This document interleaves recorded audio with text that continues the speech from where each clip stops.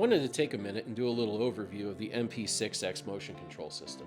This is the first motion control system of its kind where it is a 6-axis system completely built around macro photography and videography in mind. It's nice, it's small, it's compact. We have the ability to use a focus rail with it. There's an extra auxiliary port if you want to add an additional motor for other features. It's got one input and 2 camera outputs. And basically what we have is a little pedestal. And this thing can move up, down, left, right, in and out, and rotate. So what we have here on the controller is we have the menu selection. So this is how you're going to navigate the menu: up, down, left, right, back, and select. Up here is test if you want to trigger the camera for a test shot. And over here is the positioning system.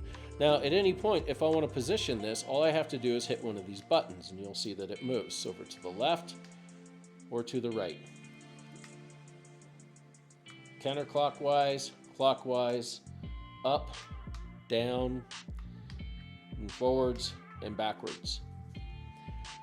The menu on this is fairly simple. We have the 4 main shooting modes, which include macro stacking, photogrammetry to capture 3D assets of small subjects, hyperstack if you want to do those videos that look like where every frame is a series of stacked images, and tiling pano if you want to do like some gigapan style shooting and map out larger areas. You can select any of those. If you go further, you have the settings. We have a lot of different options in here. Rehoming will center the system. Settle delay. This is how long after it takes an image that you want it to wait in milliseconds. So 1000 would be 1 second. This is the shoot delay. This is how much time it gives for the trigger to shutter, or for the shutter to go. And the trigger duration is 200. That is the amount of time in milliseconds of a pulse it sends to the camera to trigger it. We've also got focus jog speed, focus check speed, focus stack speed, default images per stack, default angles per scan, MLU delay. This is mirror lockup. If we go down to that, 0 means off. If I have a DSLR and I want to use mirror lockup, I'd probably set that to maybe 1 full second, which would be there, and select. And now it will actually do a delay of 1,000 seconds, and then it will trigger the camera again. I'm sorry, not 1,000 seconds, but 1 second, 1,000 milliseconds. We go back. I'm going to go ahead and select that back down to 0 because I won't be using that. Calibrate rail. This is to put the information for your focus rail so it knows how far you're going to be moving between each step. Y stacking, that's in case you don't want to use a focus rail. You can actually have the system move the subject back and forth in order to do the stacking. Then we have the X, Y, Z, and rotate axis. Enable, disable in case you want to shut any of those off. X axis, Y, Z, and rotate for normal or reverse if you want to swap their orientations. Focus direction, I have it reversed on this rail. We focus microstepping, anywhere from 1 to 16 time. Then you have auxiliary motor direction, normal, and auxiliary motor speed. And then camera faces, this is a fun one. If you don't want to have this thing aimed directly at the camera because of the cables or it's in the way, you can always rotate it, and you just tell it what side the camera is going to go ahead and shoot it, and it will go ahead and make the adjustments to make sure that everything looks correct when you're jogging on your screen. This photogrammetry is for semi or fully automated. Right now, we only support semi until we get the ARM. Hyperstack, this is the frames per second. This is just going to give you a little indicator when you're setting it up to know how many frames per second you're using. So I'm going to go to 30.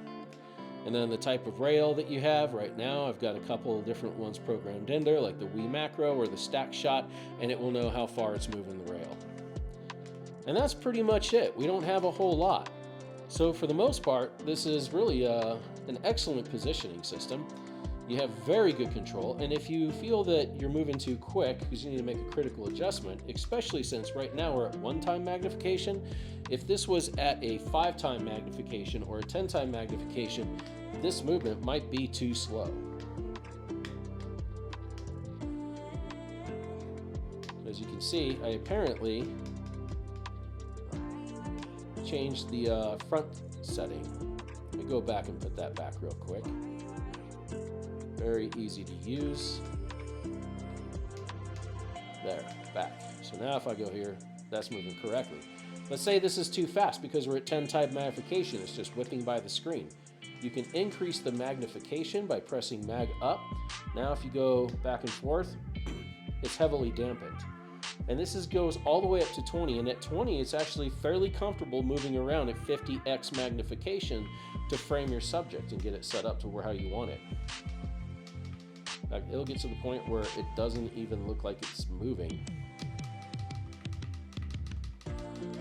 But that's really the system in a nutshell. It's very easy to use. All of the different shooting systems are made in a very it's a guided process. So if I want to do macro stacking, I hit on here, and then I go ahead and position the subject, however, on subject, and then I hit left button to go forward, and it says set the near focus. So all I do is I move my focus rail back to the near, and I confirm that location. I'll do the same thing for the far and confirm the location. I'll tell it how many images in a stack, and it's going to tell me how many microns it's moving per step. And then when it's ready, you just hit select and it will go ahead and do it. It is that simple. It only takes a few moments to set up. So all of the different shooting modes run similar to that. So they're very easy to use. And you can go back and forth between these locations and do even more. And we'll cover that in some other tutorials.